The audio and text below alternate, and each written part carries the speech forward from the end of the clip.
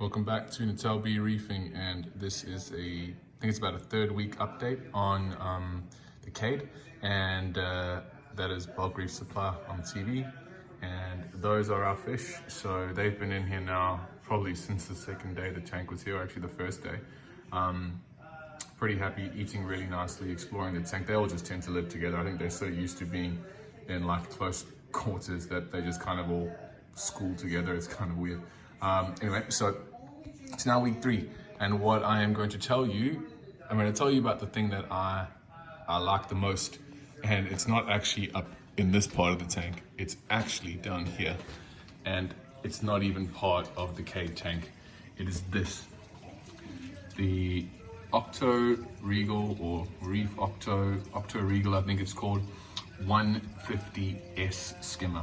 Now, I've got that little tap running out there. I've got a little Bunnings hardware store, little hardware store fitting on the end, like a little tap. It's not coming up nicely now, to drain it.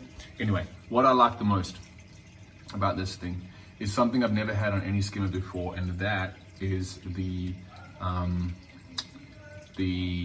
float valve in the lid that automatically switches the skimmer off when it's full. Now, this has been running now for about 3 weeks, and I usually, when I used to use a skimmer, I haven't had a skimmer on a tank in like over 2 or 3 years now, but when I did have a skimmer, I always liked to do a pretty dry skim.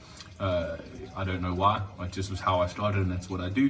When you're using the Triton method, however, I do think they suggest skimming a little bit wet so that the ATO will replenish or top off more frequently, so that you can counteract that little bit of issues you may get with the salinity. Now, when you switch the pump off here, which I have done a few times, because setting up the Mobius, it wants you to calibrate stuff, and it automatically just switches the pump on, turns it off, turns it back on again, does all these weird things.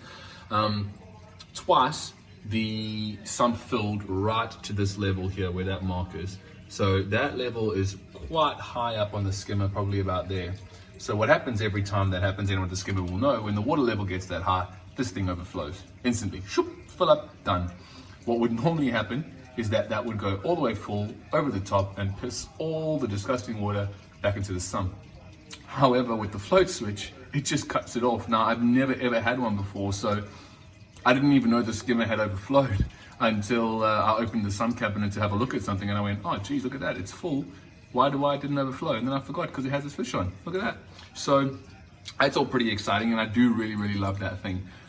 So that is the thing I love the most so far about this tank. I know that sounds funny because the tank is epic and huge and lovely, but that is like it's like a protective box that you wear when you're playing cricket.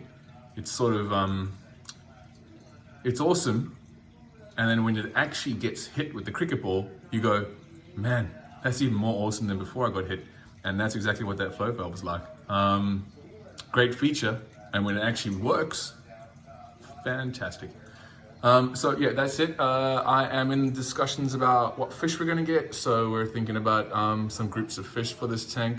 Don't really know yet, but when I do know more, I'll let you guys know. And I allowed Ryan and Randy in on my video today. So yeah, that's it. Thanks for watching, and I'll let you know something else that I really like about this tank next week.